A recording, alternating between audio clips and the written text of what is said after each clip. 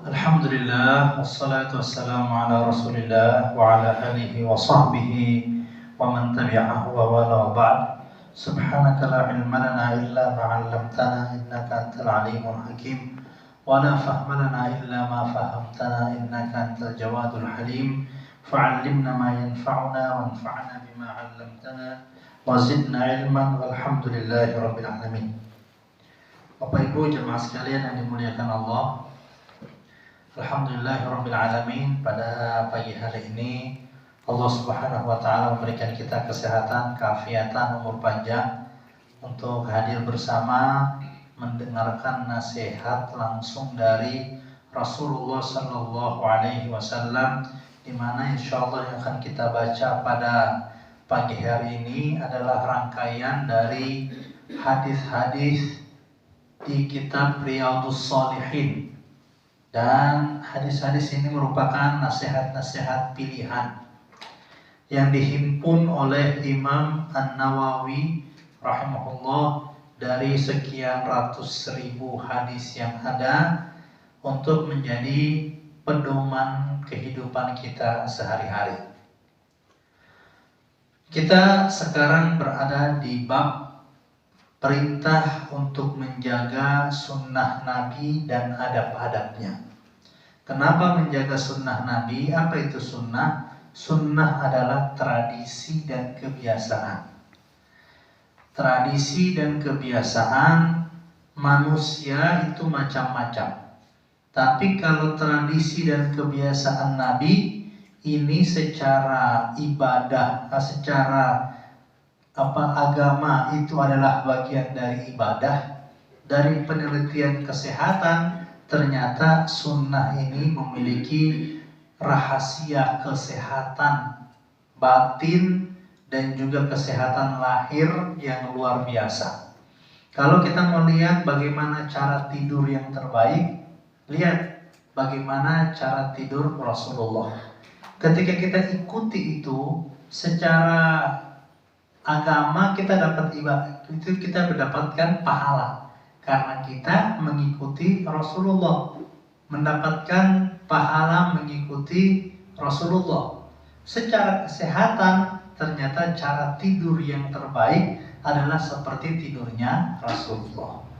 Bagaimana Rasulullah berjalan, bagaimana Rasulullah duduk, bagaimana Rasulullah makan, ikuti itu saja, dapat banyak kebaikan. Secara ibadah kita dapat pahala karena mengikuti Rasulullah. Secara kesehatan, sosial, dan seterusnya kita mendapatkan banyak manfaat. Itu kenapa? Karena wa ma yantiqu 'anil hawa in huwa illa wahyu yuha. Rasulullah itu tidak berkata sesuai dengan keinginan nafsunya, tetapi mengikuti petunjuk wahyu dari Allah Ta'ala. An Abi Hurairah radhiyallahu anhu, dari Abu Hurairah yang Allah ridha terhadapnya, anin Nabi sallallahu alaihi wasallam, dari Nabi sallallahu alaihi wasallam qala, beliau bersabda, da'uni ma taraktukum, da'uni ma taraktukum, da'uni, biarkanlah aku, ma taraktukum, menjelaskan apa yang aku tinggalkan kepada kalian. Innama ahlaka man kana qablakum, sesungguhnya yang mencelakakan, yang membuat celaka orang-orang sebelum kalian, kathratu su'alihim, terlalu banyak bertanya, waqtilafuhum ala anbiya'ihim, dan banyak berselisih kepada nabi-nabi mereka. Nabi sudah nyuruh seperti ini, kita masih nanya, kok kayak begini? Nabi misalnya nyuruh makan dengan tangan kanan, kenapa sih harus pakai tangan kanan? Kenapa nggak tangan kiri? Kenapa nggak dua-duanya sekalian? Nabi suruh makan, jangan Makanya duduk, jangan berjalan atau berlari. Kenapa sih harus duduk? Kenapa nggak boleh berbaring? Sudah, nggak usah banyak nanya. Ikuti apa yang dikatakan oleh Rasulullah. Kalau bertanyanya itu untuk penelitian, apa kira-kira hikmahnya? Nah itu boleh. Kira-kira apa hikmahnya makan sambil duduk? Kenapa nggak sambil berbaring? Kenapa tidak sambil berlari? Oh, hikmahnya ini. Jadi kita bertanya untuk mengambil hikmahnya. Tetapi kalau pertanyaan itu sifatnya menentang, sifatnya tidak percaya, ini yang bisa membuat celaka. Seharusnya فَإِذَا نَهَيْتُكُمْ عَنْ شَيْءٍ فَاجْتَنِبُوهُ. Kalau aku larang, sudah tinggalkan. Kenapa? Apa yang aku larang itu pasti buruk. Misalnya, ada larangan untuk tidur habis subuh. Sudah, nggak usah tidur aja habis subuh. Ada larangan untuk tidur habis maghrib. Sudah, nggak usah tidur habis maghrib atau tidur habis asar. Jangan lakukan. Kenapa? Oh, akhirnya setelah dicari dari penelitian ilmiah, tidur habis subuh misalnya yurithul faqra, menyebabkan kefakiran, kemiskinan, miskin ilmu, miskin kesehatan, miskin sosial, miskin udara segar. Adapun tidur habis asar misalnya yurithul junun, bisa menyebabkan gangguan otak, gangguan pemikiran. Dan kita terbukti kalau kita misalnya tidur habis asar, bangunnya itu bukan malah sehat gitu ya, malah asu, malah pusing, malah sakit kepala dan seterusnya. Artinya, ma idza nahaitukum an syai'in fajtanibu. Kalau aku larang, ya tinggalkan, pasti buruk. Wa idza amartukum bi amrin fa'tu minhu mastata'tum. Sementara apabila aku perintahkan melakukan sesuatu, maka lakukan itu sesuai kemampuan.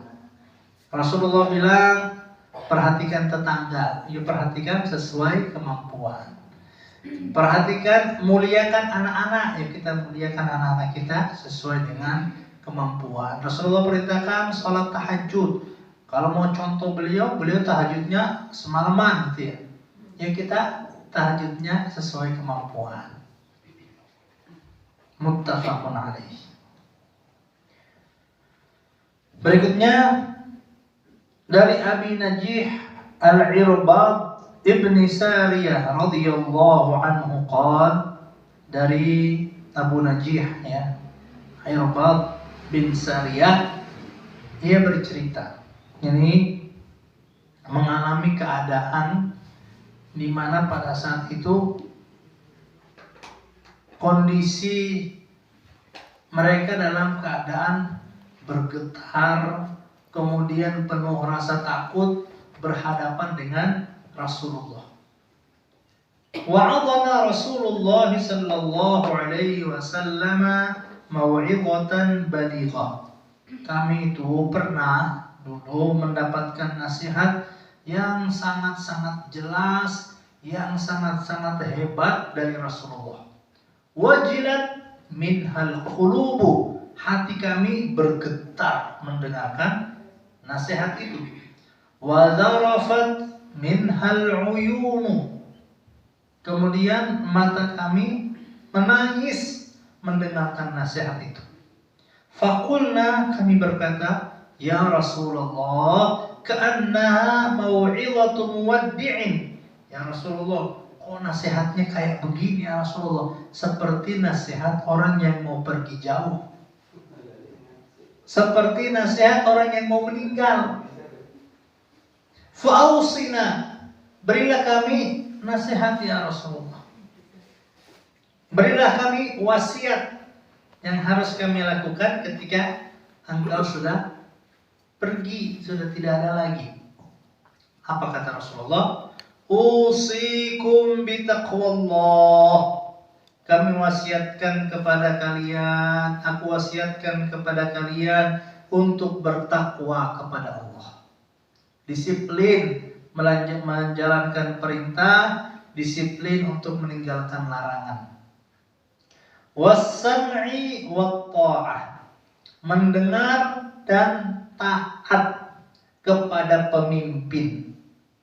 Jadi kalau sudah terpilih pemimpin RT, RW, kecamatan, kabupaten, negara, kita harus taat. Kita harus tunduk dengan peraturan. Menjadi orang muslim adalah orang-orang yang disiplin, orang yang taat aturan, orang yang taat dengan undang-undang. Maka kemudian kita perlu memilih siapa orang yang akan kita taati itu. Ketika kita tidak punya kesempatan untuk memilih siapa yang akan kita taati, ya kita harus tunduk dan taat. Seperti misalnya dulu ada sistem kerajaan. Sistem kerajaan itu tidak memberi kesempatan kepada rakyat untuk memilih. Dia tinggal mewariskan kerajaan kepada anaknya dan putranya. Nah, dalam keadaan seperti itu kita taat, wajib taat. Ketika kita punya kesempatan untuk memilih siapa yang akan kita jadikan pemimpin, siapa yang akan kita taati, maka pilihlah orang yang taat kepada Allah dan Rasulnya. Pilihlah orang yang minimal 4 sifat itu ada, yaitu dia sidik, dia jujur, benar, tidak suka bohong, punya komitmen yang kuat, dan itu kelihatan dari bagaimana sejarah hidupnya, rekam jejaknya. Kemudian yang kedua, pilih yang amanah, yang terpercaya, yang bisa menunaikan, tidak ada khianat dalam pekerjaannya, dalam tugasnya, tidak pernah dia mencelakai, dia menyakiti rakyat yang pernah memilihnya, yang dulu dia sudah janji untuk membahagiakan mereka, tapi ternyata diusir, tapi ternyata tidak diperhatikan. Ini kita pilih yang amanah. Berikutnya kita pilih yang fatonah. Fatonah itu yang cerdas, yang mampu membuat program, yang mampu berpikir, yang mampu mewujudkan yang terbaik untuk Indonesia. Dan yang berikutnya adalah tabligh. Tabligh itu yang mampu untuk berkomunikasi dengan baik, mampu menyampaikan gagasannya, mampu mewakili rakyat, memperjuangkan apa yang menjadi kepentingan mereka. Ini pilih. Wa in ta'ammara 'alaikum 'abdun habasyiyun, tetap harus taat. Kalaupun sudah selesai ini pilpres, ini sudah selesai pilihan, siapapun yang terpilih, kita wajib untuk taat kepada aturan. Wa innahu may ya'ish minkum fasayara ikhtilafan katsira. Siapa di antara kalian yang panjang umur, maka dia akan melihat banyak sekali permasalahan, banyak sekali perselisihan, banyak sekali perbedaan. Fa'alaikum bisunnati. Ketika banyak jalan yang harus kita tempuh, kita pilih yang mana ini? Ini bilang kayak gini, ini bilang kayak gini, bingung harus yang mana. Kata Rasulullah apa? Fa'alaikum bisunnati. Maka pilihlah yang sesuai dengan sunnahku. Mana yang paling sesuai dengan sunnah, itu yang dipilih. Wa sunnatil khulafa'ir rasyidin al-mahdiyyin. Dan juga sesuai tradisi para khulafa'ur rasyidin yang mendapatkan petunjuk. Addu 'alaiha bin nawajir. Gigit sunnah itu kuat-kuat dengan gerahammu. Artinya jangan lepaskan sunnah. Wa iyyakum wa muhdatsatil umur.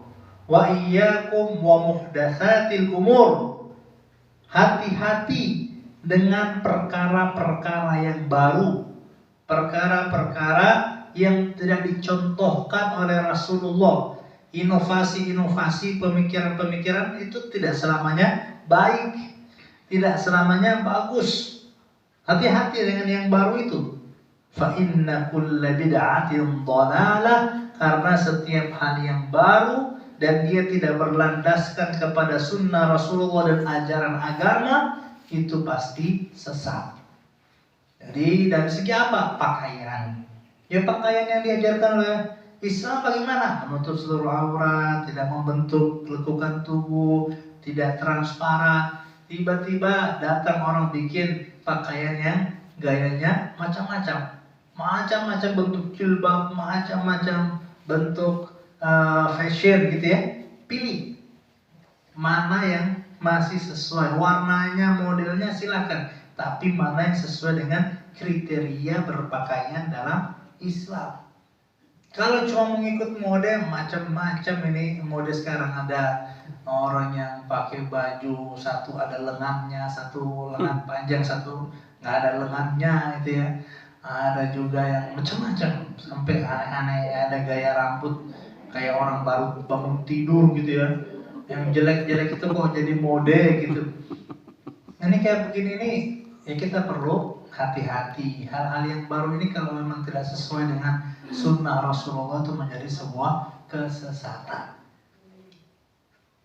Berikutnya, An Abi Hurairah radhiyallahu anhu anna Rasulullah sallallahu alaihi wasallam qala kullu ummati yadkhuluna al-jannata illa man aba.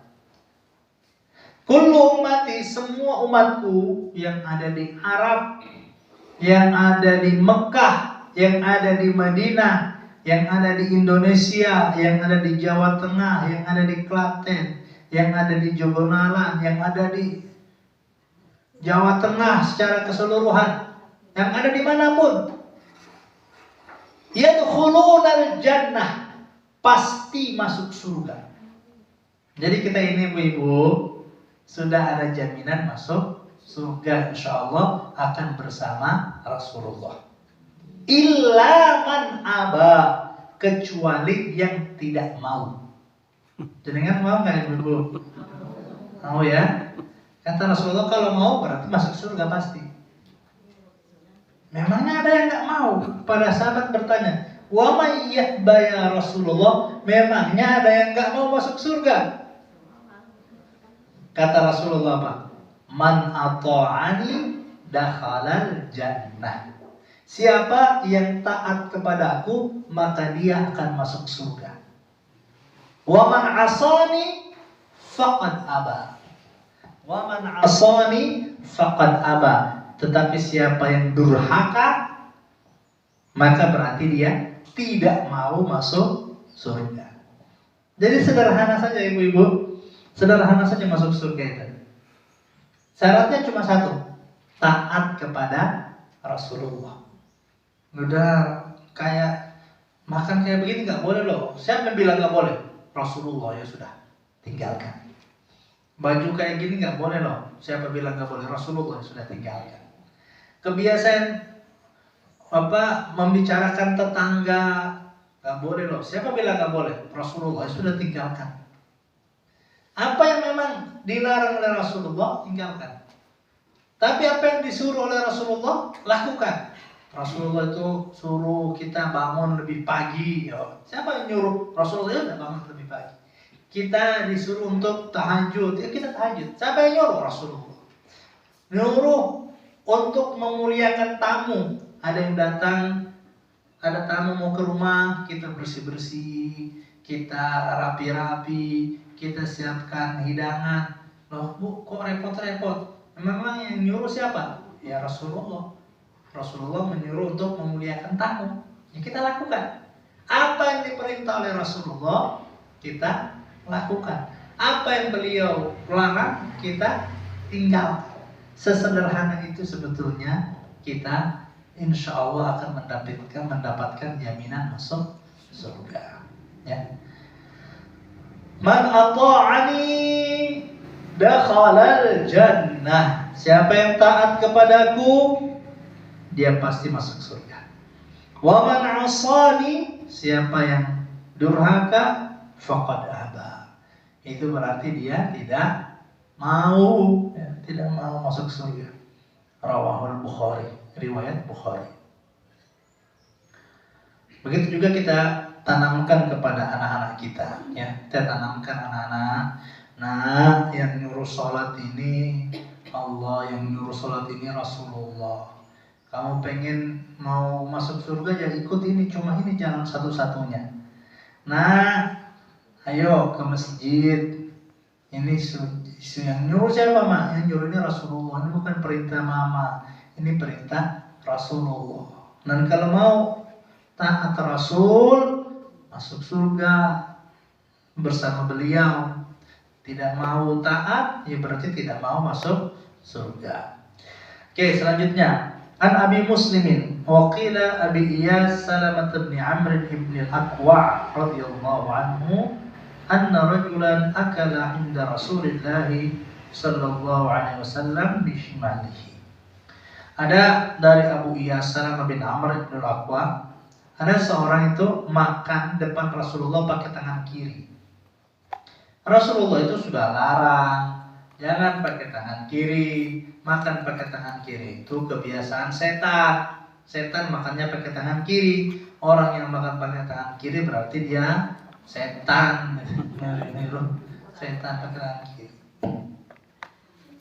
Akhirnya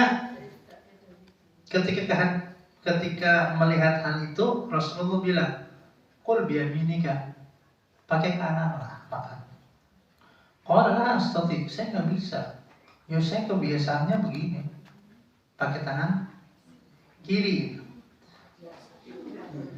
Dia melakukan itu karena sombong. Nah, ngapain juga ngikut Rasulullah? Apa itu sombong? Sombong itu adalah batarul haq wa ghamtun nas. Batarul haq wa ghamtun nas. Menolak kebenaran dan meremehkan manusia. Dia tahu itu benar, tapi dia tidak mau terima. Atau dia tahu itu benar, tapi karena yang menyampaikan ini anak kecil, menyampaikan ini siapa juga yang menyampaikan. Padahal dia tahu itu benar, itu artinya sombong.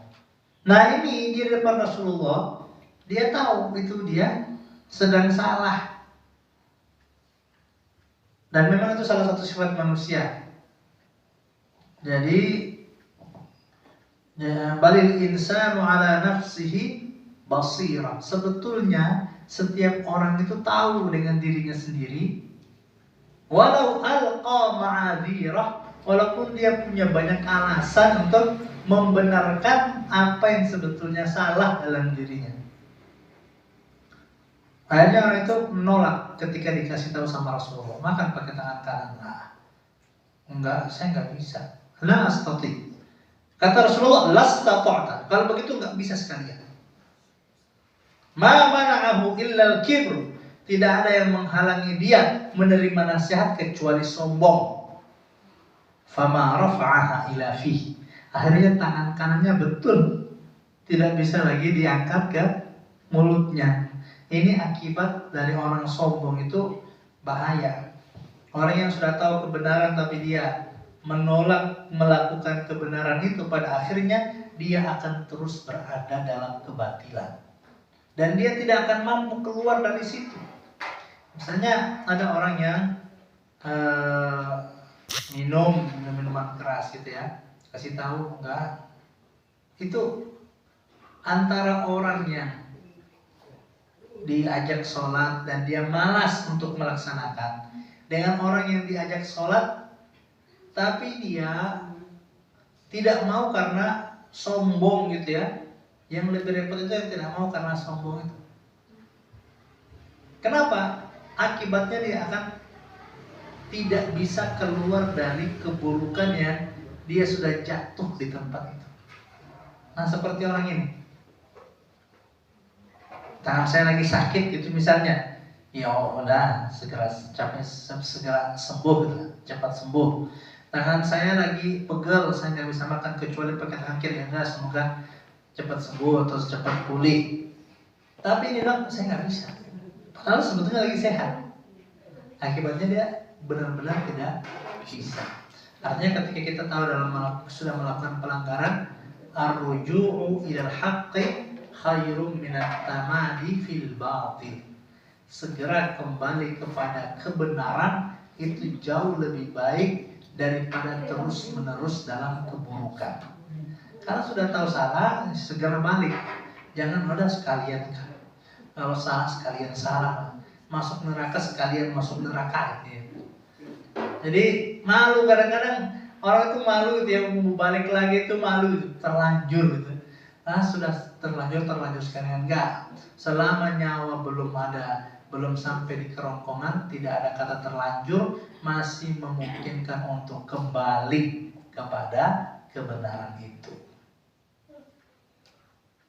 Kemudian hadis yang kelima, ya tadi rawahu Muslim. Hadis yang kelima, Abdullah An-Nu'man bin Bashir radhiyallahu anhu qala sami'tu Rasulullah sallallahu alaihi wasallam yaqul la tusawwunna sufufakum aw la yukhalifanna Allahu baina wujuhikum, muttafaqun alaih.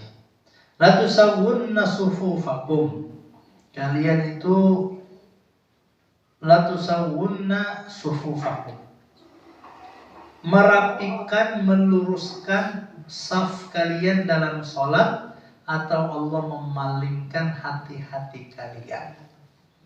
Ini manfaat untuk bersatu, manfaat untuk berjamaah, manfaat untuk bersama-sama. Bahkan karena saking inginnya Rasulullah lurus dalam saf dalam sholat itu, beliau meluruskan itu sampai pakai anak panah gitu. Atau lurus seperti penafsiran yang kedua, lurus seperti urutan anak panah yang sangat lurus itu. Artinya apa? Di sini penting untuk menjaga kebersamaan. Kalau kita dalam menjaga kebersamaan itu, kadang-kadang ada hati yang terluka, ada hati yang gak enak, ya kita sabar saja. Karena jauh lebih penting bersama-sama itu daripada kita bahagia sendirian. Mendingan kita ada satu hal yang kita bersabar, ya. Ketika bersama itu jauh lebih baik daripada bahagia ketika kita sendiri tidak punya teman di sekeliling kita. Bapak Ibu jamaah sekalian yang dimuliakan Allah, selanjutnya ini berapa? Ya, satu hadis lagi biar masih ada kesempatan untuk kita menjawab. Hadis yang ke-6, ya. Salah satu sunnah Rasulullah adalah mematikan api ketika tidur. Ini juga ajaran Rasulullah. Mematikan api ketika mau tidur, apapun itu, entah lilin, entah lampu templok, apa kompor atau apapun, itu diperintahkan untuk dimatikan ketika sebelum tidur. Dari Abu Musa radhiyallahu anhu qala ihtaraqa baitun bil Madinah ala ahlihi minal lail. Pernah di Madinah itu terbakar rumah di waktu malam. Falamma hudditha Rasulullah sallallahu alaihi wasallam bi sya'nihim, ketika Rasulullah diceritakan tentang keadaan mereka, beliau berkata, inna hadhihi nara aduwwul lakum. Api ini adalah musuh bagi kalian. Api itu kalau kita biarkan, kalau kita manfaatkan dengan baik, dia bisa menjadi teman. Tapi kalau kita biarkan, dia bisa menjadi musuh. Fa idza nimtum fatfi'uha ankum. Kalau kamu mau tidur, matikan api itu. Nah, ini juga salah satu perintah, kata-kata fa idza nimtum, kalau mau tidur. Nah, artinya apa? Kalau mau tidur, periksa dulu rumah itu. Ini artinya segala hal yang berpotensi buruk ketika kita mau tidur itu diamankan. TV yang masih menyala, matikan.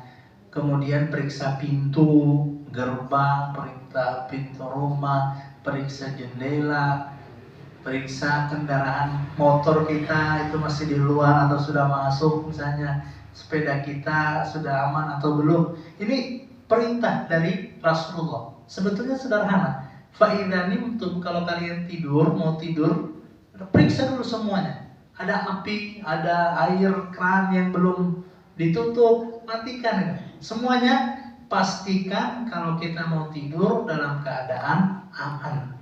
Karena kalau tidak, besok-besok bangun-bangun ternyata rumah sudah banjir karena kerannya lupa ditutup misalnya, atau sudah terbakar karena api yang menyala-nyala, atau masuk pencuri karena rumah yang lupa ditutup.